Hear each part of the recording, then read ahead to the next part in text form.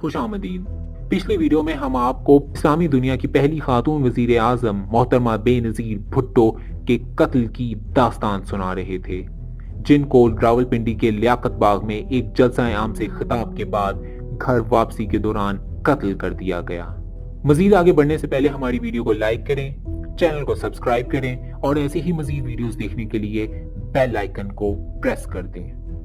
محترمہ بے نظیر بھٹو کا ایک خط منظر عام پر آیا، جو کہ انہوں نے خود جنرل پرویز مشرف کو اپنی موت سے چند دن پہلے لکھا کہ ان کو 4 لوگوں سے اپنی جان کا خطرہ ہے، جن میں انٹیلیجنس بیورو کے اس وقت کے چیف بریگیڈیئر اعجاز شاہ، سابق وزیر اعلیٰ پنجاب چودھری پرویز الہی، سابق وزیر اعلیٰ سندھ ارباب غلام رحیم اور سابق ISI چیف جنرل ریٹائرڈ حمید گل شامل تھے۔ برطانوی اخبار دی ٹائمز میں یہ مضمون شائع ہوا کہ اس وقت ISI کے مختلف کالعدم تنظیموں سے گہرے تعلقات تھے، تو شاید یہ ان کا کام ہو سکتا تھا، لیکن پرویز مشرف کے اس کیس میں ملوث ہونے کا کوئی امکان نہیں، کیونکہ اس قتل سے پرویز مشرف کو کوئی فائدہ حاصل نہیں ہوا، یہاں تک کہ اس قتل کے چند ہی ماہ بعد ان کی تو اپنی حکومت ہی چلی گئی۔ یونائیٹڈ نیشنز کے سیکرٹری جنرل بان کی مون نے 5 فروری 2009 کو ایک ٹیم پاکستان بھیجی، جس کا مقصد اس قتل والے دن واقعات کی نشاندہی کرنا تھا۔ اس ٹیم کا مقصد قاتلوں کا تعین کرنا نہیں تھا، کیونکہ ان کے بقول قاتلوں کا تعین کرنا حکومت پاکستان کا کام تھا۔ BBC نے یونائیٹڈ نیشنز کی یہ رپورٹ نشر کی کہ حکومت پاکستان اور ذیلی حکومت محترمہ بے نظیر بھٹو کی حفاظت میں بری طرح ناکام رہی۔ ایسا لگتا تھا کہ ایک سابق وزیر اعظم کی سیکیورٹی کے لیے کوئی انتظامات ہی نہ کیے گئے۔ پولیس کا رویہ نہایت ہی غیر پیشہ ورانہ اور غیر سنجیدہ تھا، خاص طور پر حادثے کے بعد موقع واردات کو بغیر کوئی ثبوت جمع کیے دھو دینا غیر ذمہ داری کا منہ بولتا ثبوت ہے، جس نے بعد میں بہت سے سوالات کو جنم دیا۔ حکومت، پولیس اور تفتیشی ادارے پہلے تو محترمہ بے نظیر بھٹو کی سیکیورٹی میں اور پھر ان کے قتل کی تحقیقات میں یا تو بری طرح ناکام رہے یا انہیں کام ہی نہیں کرنے دیا گیا۔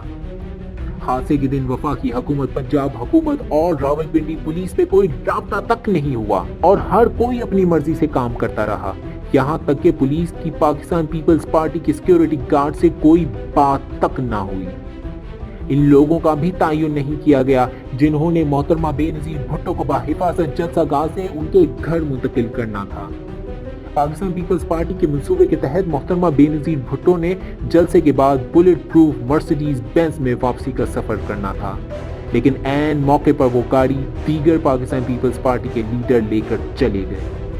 ان لیڈران میں رحمان ملک، بابر اعوان اور فرحت اللہ بابر شامل تھے۔ اس کی وجہ سے مجبوراً محترمہ بے نظیر بھٹو کو بلٹ پروف لینڈ کروزر میں سفر کرنا پڑا۔ وہ خیریت سے اس گاڑی میں بیٹھ بھی گئی، لیکن آخر پھر کس کے کہنے پر وہ گاڑی کی سن روف کھول کر باہر نکل آئی اور لوگوں کے نعروں کا جواب دینے لگی۔ قانون نافذ کرنے والے اداروں کی نااہلی کا اندازہ اس بات سے بھی لگایا جا سکتا ہے کہ اس جلسے میں کسی بھی ہنگامی صورتحال سے نپٹنے کے لیے ایک راستہ مختص کیا گیا تھا، لیکن عین وقت پر اس ہنگامی راستے پر پولیس کی اپنی ہی گاڑیاں پارک کر دی گئیں، جس کی وجہ سے محترمہ بے نظیر بھٹو کو ہسپتال لے جانے میں تاخیر ہوئی۔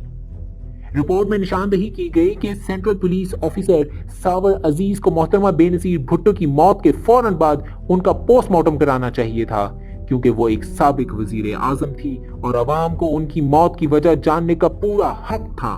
اس سلسلے میں ساور عزیز کا پوسٹ مارٹم نہ کرانا اور لاش ایک تابوت میں رکھ کر زرداری کی آمد کا انتظار کرنا حیران کن عمل تھا۔ 5 نومبر 2011 کو عدالت میں 2 پولیس افسران سمیت 7 لوگوں پر فرد جرم عائد کی گئی۔ ان پولیس افسران میں راولپنڈی کے ایک سابق پولیس چیف بھی شامل تھے۔ دیگر لوگوں میں تحریک طالبان پاکستان کے سابق امیر بیت اللہ محسود بھی شامل تھا۔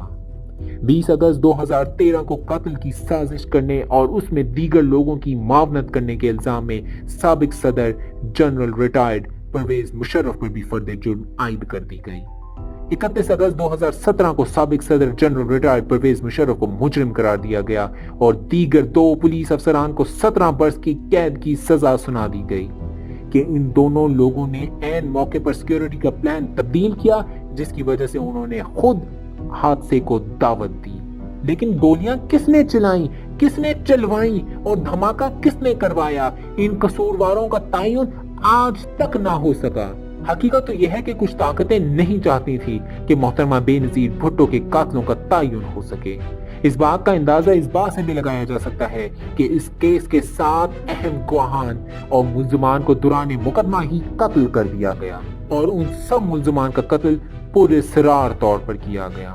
ان میں پہلا بیت اللہ محسود تھا جو کہ تحریک طالبان پاکستان کا سابق امیر تھا اور جس کو 5 اگست 2009 کو ایک ڈرون اٹیک میں مار دیا گیا۔ دوسرا خالد شہنشاہ تھا جو کہ محترمہ بے نظیر بھٹو پرسنل سیکیورٹی انچارج تھا۔ اس پر شک کی بنیادی وجہ وہ پراسرار اشارے تھے جو وہ محترمہ بے نظیر بھٹو کے ساتھ کھڑے ہو کر آخری جلسے میں سٹیج پر سے کر رہا تھا، لیکن یہ اشارے کس کے لیے تھے یہ آج تک معلوم نہ ہو سکا۔ یہ تمام اشارے کیمرے میں ریکارڈ ہو گئے۔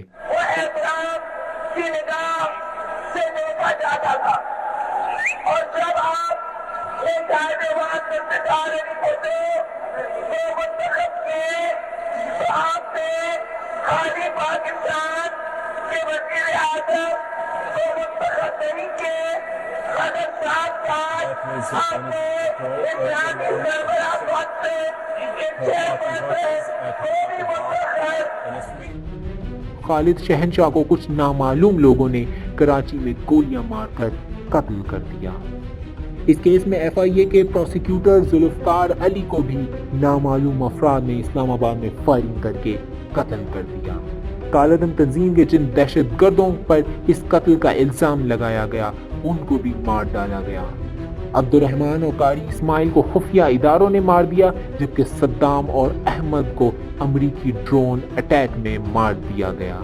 محترمہ بے نظیر بھٹو کے قتل کا فائدہ اگر کسی کو ہوا تو وہ خود پاکستان پیپلز پارٹی ہی تھی، جس کو آئندہ انتخابات میں اکثریت ملی اور انہوں نے وفاقی حکومت بنائی، لیکن وہ اپنے دور حکومت میں اپنی ہی لیڈر محترمہ بے نظیر بھٹو کے قاتلوں تک نہیں پہنچ سکے۔